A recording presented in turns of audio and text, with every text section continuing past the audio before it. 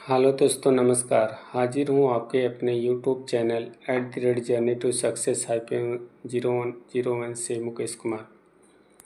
दोस्तों, आज हम बात करने वाले हैं सफल होना ही है सफलता के राज के बारे में। दोस्तों, इस दुनिया में सभी सफल होना चाहते हैं, पर सफलता हर किसी को नसीब नहीं होती, क्योंकि सब सफलता के रास्ते पर चल नहीं पाते। चलने की कोशिश सब करते हैं, पर बिना दिशा के रास्ता भटक जाते हैं। जब आप सही दिशा में चलेंगे तो ही आपको सफलता मिलेगी। कौन कहता है कि आसमां में छेद नहीं होगा, एक पत्थर तो तबीयत से उठाओ यारो। दोस्तों, ज़िंदगी में कठिनाइयाँ, दुख, समस्या बहुत आती हैं, जिनमें कुछ कर गुजरने की तमन्ना होती है। खासकर वहाँ जहाँ जन्म गरीब परिवार में हुआ रहता है, वहाँ का वातावरण आगे बढ़ने की प्रेरणा ही नहीं देता। ज़रूरत होती है उस वातावरण से निकल कर आगे बढ़ने की। जब तक आप एक प्रयास नहीं करेंगे, कदम बढ़ाएंगे ही नहीं, तो सफलता का प्रयास ही नहीं करेंगे, तो आपको सफलता मिलेगी कैसे। दोस्तों, हर इंसान सफल होना चाहता है, पर सफलता हर किसी को नहीं मिलती, क्योंकि इसके पीछे एक राज छिपा होता है। सफलता उन्हीं का चरण चूमती है जिनमें कुछ अलग कर गुजरने की तमन्ना होती है। दोस्तों, सफलता प्राप्त करने के लिए हमें क्या करना चाहिए, हमें पता ही नहीं होता। हम हर जगह सफल होने का राज खोजते हैं, नकल करने की कोशिश करते हैं, जो कि बिल्कुल उचित नहीं होता। ठीक उसी प्रकार जंगल जंगल ढूंढ रहा है मृग अपनी कस्तूरी को, कितना मुश्किल है तय कर पाना खुद से खुद की दूरी को। हिरन जंगल जंगल घूमता रहता है कस्तूरी की खोज में, जो कि खुद हिरन के पास है, लेकिन वो जंगल जंगल घूम रहा है। ठीक यही बात सफलता पर लागू होती है।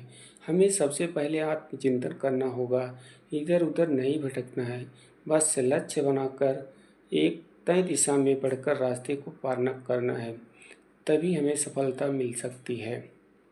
दोस्तों, एक रियल कहानी के माध्यम से, जो कि एक सच्ची घटना है, समझाने का प्रयास करता हूँ। दोस्तों, मेरे एक रिलेटिव हैं प्रदीप कुमार, जो कि काल्पनिक नाम है। उनका जन्म उत्तर प्रदेश के इलाहाबाद ज़िले में हुआ था।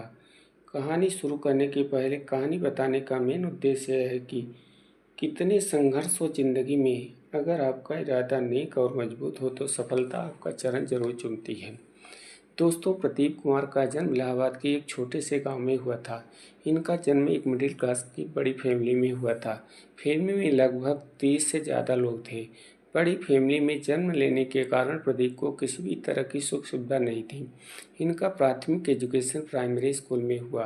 प्राइमरी स्कूल में थे उसी समय एक घटना घटी। ये प्राइमरी स्कूल में पढ़ने जाते तो थे, पर स्कूल में न जाकर बगल के मंदिर में खेलते थे और शाम को घर आ जाते थे। ये डेली यही करते थे। एक दिन वो मंदिर में बैठकर खेल रहे थे, तभी एक गाय मंदिर में आ गई।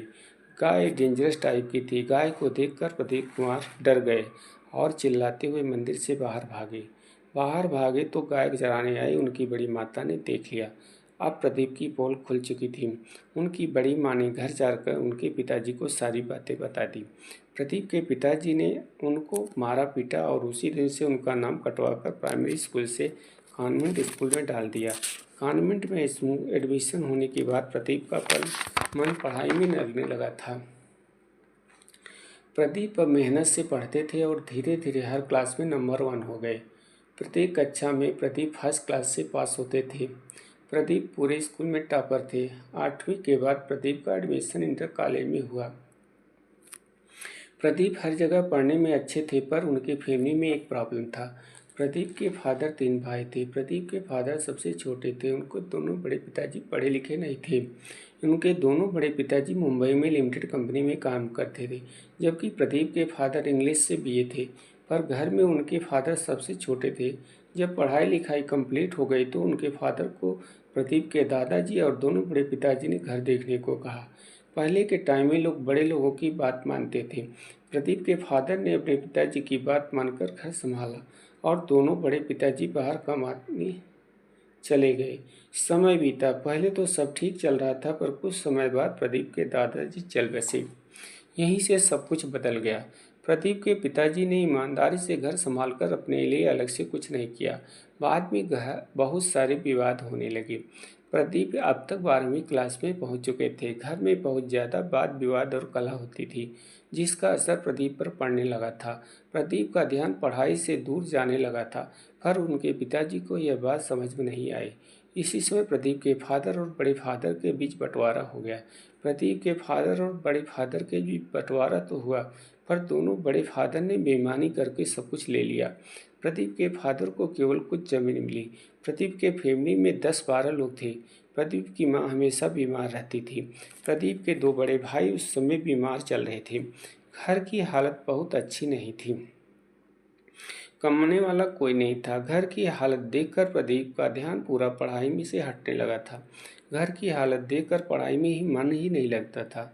लेकिन फिर भी प्रदीप के पिताजी ने उनको पढ़ाना बंद नहीं किया। प्रदीप की पढ़ाई जारी रही। कुछ समय बाद प्रदीप के दोनों बड़े भाइयों ने कमाना चालू किया। लेकिन कुछ समय बाद प्रदीप के घर में वही सब होने लगा। प्रदीप के बड़े भाई और एक छोटा भाई था, तीनों कमाने लगे थे, पर घर में वही सब होने लगा जो पहले बड़े फादर के बीच में होता था। प्रदीप के 2 बड़े भाई और एक छोटा भाई था, 10th तक पढ़े थे, सब कमाने लगे। प्रदीप अब BSc फर्स्ट ईयर में एडमिशन ले चुका था। घर में वही सब चल रहा था जो बड़े फादर और उनके फादर के बीच हुआ। प्रदीप पढ़ना तो चाहता था, पर पारिवारिक कलह से उसका मन पढ़ाई में नहीं लगता था। प्रदीप BSc 1 में फेल हो गया। यहीं से प्रदीप के जीवन में बड़ा बदलाव आया। प्रदीप के BSc फर्स्ट ईयर में फेल होने से उसके फादर ने समझ लिया कि प्रदीप अब पढ़ाई नहीं कर पाएगा। इधर प्रदीप का छोटा भाई उम्र में प्रदीप से ज़्यादा दिखता था। उसकी भी शादी करनी थी, पर प्रदीप उससे बड़ा था। उस समय बड़े से पहले छोटे की शादी का चलन नहीं था। उस समय बड़े से पहले छोटे की शादी करना उचित नहीं समझा जाता था। अब प्रदीप के BSc 1 में फेल होने से प्रदीप की शादी की बात होने लगी। जब फादर ने प्रदीप को बोला, तुम्हारे छोटे भाई की शादी करनी है, लेकिन उसके पहले तुम्हारी शादी करना जरूरी है, प्रदीप ने शादी करने से मना कर दिया। प्रदीप के ना बोलने से घर के सभी बड़े लोग परेशान हो गए, क्योंकि छोटे भाई प्रदीप से उम्र में दिखने में बहुत ज़्यादा दिखता था और वह पढ़ाई भी छोड़ चुका था। प्रदीप के घर वालों ने बिना प्रदीप को बताए शादी की बात पक्की कर ली। जब प्रदीप को पता चला तो प्रदीप ने घर वालों से कहा, मुझे पढ़कर कुछ बनना है, मैं शादी नहीं कर सकता। प्रदीप अब तक जो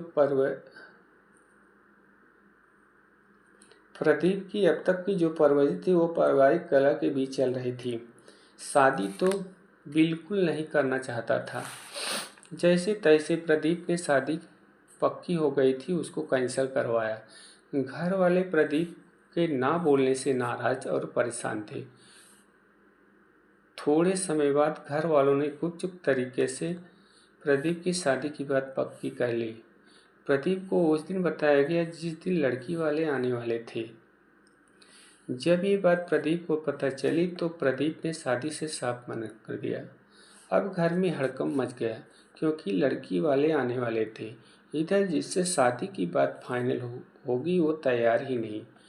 प्रदीप के मना करने के बाद प्रदीप के घर वालों ने प्रदीप को मनाने के लिए प्रदीप की मौसी के लड़के को लगाया, क्योंकि प्रदीप ने अपने खुद के माँ बाप, भाई बहन सबको मना कर दिया था। प्रदीप की मौसी का जो लड़का था, प्रदीप उसी के साथ रहता था। मौसी का लड़का प्रदीप से उम्र में काफ़ी बड़ा था। प्रदीप उनकी हर बात मानता था। प्रदीप के मौसी के लड़के ने प्रदीप को समझाया, लड़की वाले आने वाले हैं, अगर शादी की बात नहीं मानी तो बदनामी होगी, क्योंकि ऑलरेडी एक बार शादी कैंसिल हो चुकी थी। मौसी के लड़के ने प्रदीप को समझाया, शादी कर लो, तुम जब तक पढ़ोगे कोई डिस्टर्ब नहीं करेगा। प्रदीप ने शादी की बात भाई की वजह से मान ली, पर घर वालों को बोल दिया, जबरदस्ती शादी का अंजाम बुरा होगा। शादी हो गई।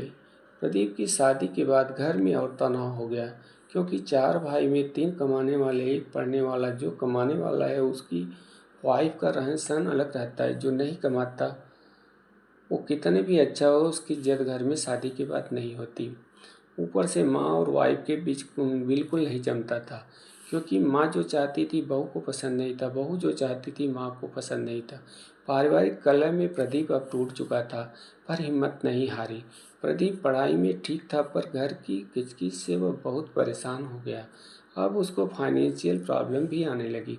फाइनेंशियल प्रॉब्लम से प्रदीप की लाइफ में सब कुछ उल्टा होने लगा। प्रदीप प्रदीप कह रहा था पढ़ना है, किचकिच से वह पढ़ नहीं पा रहा था। प्रदीप पढ़ाई के साथ साथ टीचिंग करने लगा। 150 रुपये के साथ टीचिंग करना चालू किया, जो बाद में लगभग 500 रुपये तक आया। प्रदीप हिम्मत हारने वाला इंसान नहीं था, वह इतने में संतुष्ट था। प्रदीप के घर वालों को अब लगने लगा कि प्रदीप अब नहीं पढ़ पाएगा। प्रदीप के घर वालों ने प्लान बनाया। प्रदीप को झूठ बोला गया कि तुम्हारा बड़ा भाई बहुत ज़्यादा बीमार है, उसकी देखभाल के लिए तुम्हें मुंबई जाना होगा। प्रदीप का मन मुंबई आने को तो बिल्कुल नहीं था, पर भाई की बीमारी की बात सुनकर राजी हो गया। इधर वाइफ मायके में रहने लगी, क्योंकि सास बहू और बाकी फैमिली में बिल्कुल नहीं जमता था। घर की किचकिच और वाइफ के मायके में रहने से प्रदीप बहुत परेशान हो गया था। उसको शक था कि झूठा बुला रहे हैं, लेकिन वह मुंबई आ गया। मुंबई आया तो पता चला झूठ बोलकर बुलाया गया था। मुंबई आने के बाद कंप्यूटर में सीखने के लिए एडमिशन हुआ। प्रदीप फंस गया था, उसको कभी पता नहीं था कि उसकी पढ़ाई छूट जाएगी। मुंबई आने के बाद प्रदीप ने खुद से वापस बीएससी फर्स्ट ईयर में एडमिशन लिया, क्योंकि पहले बीएससी कंप्लीट नहीं हुआ था। यूनिवर्सिटी बदल चुकी थी। वापस बीएससी फर्स्ट ईयर से पढ़ना चालू किया। फर्स्ट एंड सेकंड ईयर ठीक चला, लेकिन थर्ड ईयर में प्रॉब्लम हो गया। क्योंकि प्रदीप काम के साथ पढ़ाई कर रहा था, तो अटेंडेंस कम थी, जिसके कारण फाइनल ईयर में प्रैक्टिकल में बैठने दिया गया, लेकिन थियरी के एग्जाम में नहीं बैठने दिया गया, क्योंकि अटेंडेंस कम था। प्रदीप अब तक 2 बच्चे का बाप बन चुका था, जिसके कारण घर का खर्चा भी देखना था। मजबूर होकर प्रदीप ने पढ़ाई छोड़ दिया और प्राइवेट जॉब करने लगा। शुरुआत से ही प्रदीप को एडमिनिस्ट्रेशन में जॉब मिला, जिसमें उसने अपनी जिम्मेदारी को बहुत मेहनत से निभाया। प्रदीप सारे काम को बहुत लगन और जिम्मेदारी से करता था। सभी के साथ उसके अच्छे संबंध थे। शेर के साथ उसके बहुत अच्छे संबंध थे। कंपनी का मालिक और प्रदीप के बीच दोस्ताना संबंध था। समय बीता, प्रदीप ने अपनी मेहनत से कंपनी को काफ़ी ऊपर किया। कुछ लोगों ने सेठ से चमचागिरी की, क्योंकि प्रदीप काफ़ी जिम्मेदार, ईमानदार और मेहनती था। चमचों को ये बात अच्छी नहीं लगती थी। चमचों ने सेठ को भड़काया। वैसे तो सेठ और प्रदीप के बीच अच्छा संबंध था, पर थोड़े समय बाद प्रदीप ने खुद ही कंपनी छोड़ दिया, जिसमें प्रदीप ने तन मन धन से कंपनी में काम किया था और उसके लगन और मेहनत से ही कंपनी बहुत फार्म में चल रही थी। अब इसके बाद प्रदीप जहाँ भी गया जॉब तो आसानी से मिल जाता था, पर कुछ न कुछ प्रॉब्लम आती। प्रदीप हर साल 2 साल पर जॉब चेंज कर देता था। ऐसे सिलसिला आगे चलता रहा। प्रदीप जिस फील्ड में काम करता था उसको बहुत अच्छा नॉलेज था, पर प्रदीप का नसीब कहें या क्या, प्रदीप साल 2 साल से ज़्यादा किसी कंपनी में टिक नहीं पाता था। हद तो तब हो गई जब प्रदीप की जो लास्ट कंपनी थी वह उसके साथ धोखा किया गया। प्रदीप को पहले जॉब के लिए अपॉइंट किया गया और 2 मंथ के बाद बोला गया कि आपको इस फील्ड का कुछ पता ही नहीं। प्रदीप को इस बात से बहुत धक्का लगा, क्योंकि प्रदीप बहुत ईमानदार, मेहनती और लगन से काम करने वाला आदमी था। साथ ही उस फील्ड का अब तक उसको 20 साल का अनुभव हो चुका था। प्रदीप को इस फील्ड का मास्टरमाइंड माना जाता था। प्रदीप कभी निराश और हिम्मत नहीं हारता था। पूरे वक्त में तो वह और विवेक से काम लेता था। प्रदीप की लाइफ में यहीं से टर्निंग पॉइंट आया। प्रदीप ने फैसला किया कि अब वह जॉब सीकर नहीं, जॉब मेकर बनेगा। प्रदीप को जिस फील्ड में अनुभव था उसी फील्ड में कंपनी खोली। शुरू में प्रॉब्लम हुई, पर धीरे ही सही जिंदगी ने रफ्तार पकड़ ली।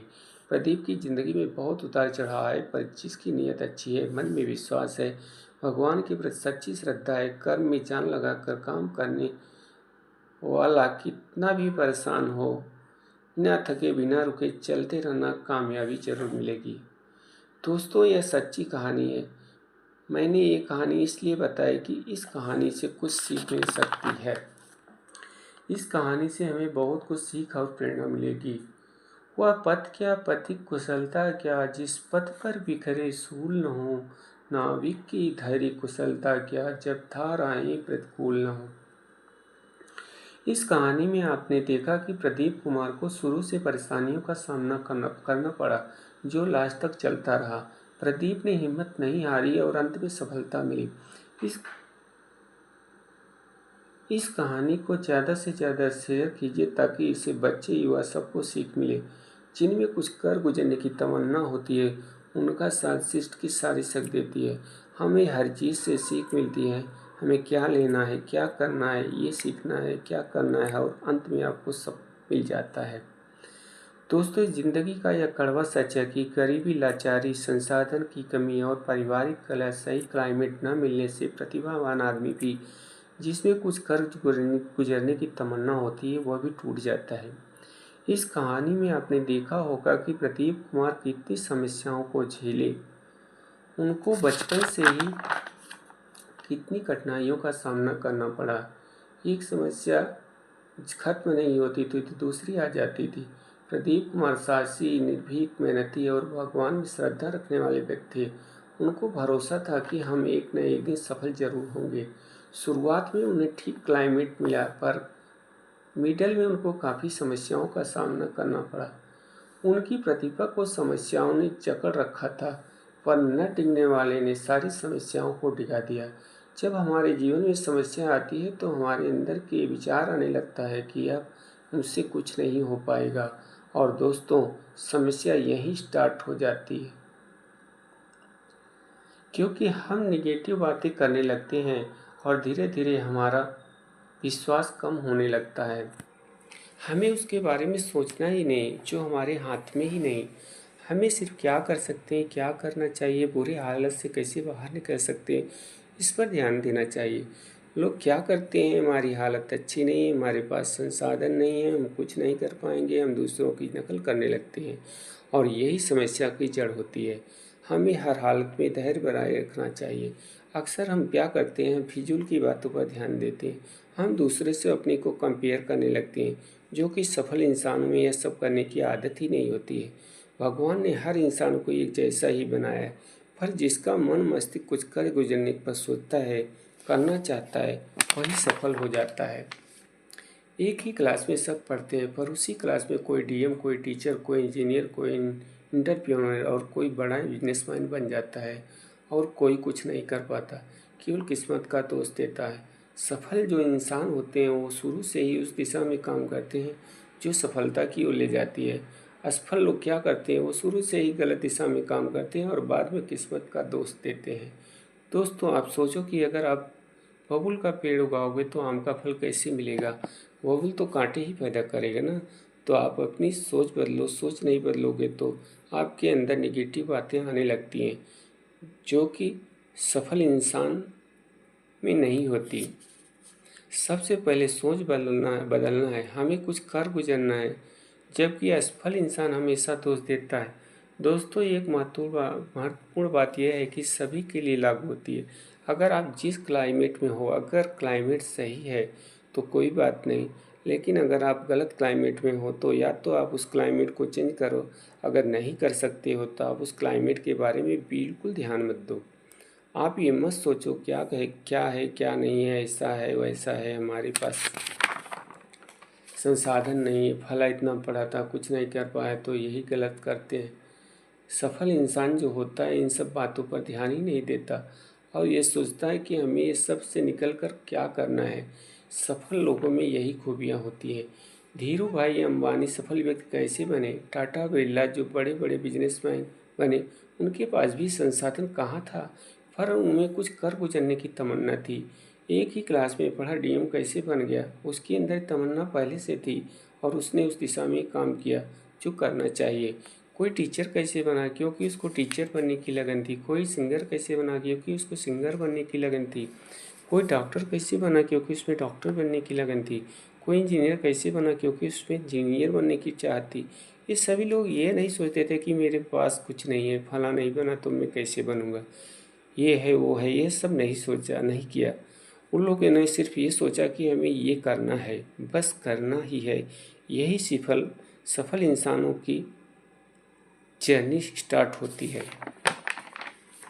दोस्तों, आप सब लोगों से यही बोलना चाहता हूँ कि सफल होना ही है, यही उद्देश्य होना चाहिए। आप सफल जरूर बनोगे, चाहे कितनी भी बाधा आए, एक न एक दिन सफलता आपके चरण को जरूर चूमेगी। दोस्तों, आप लोगों इस चैनल को लाइक और शेयर ज़्यादा से ज़्यादा लोगों तक करें, ताकि इस कहानी के माध्यम से बच्चे युवा सभी को कुछ सीख मिले। आशा करता हूँ कि आप सभी को सीख जरूर मिलेगी। इस अंक में बस इतना ही। फिर मिलेंगे दोस्तों अगले अंक में। नमस्कार, धन्यवाद।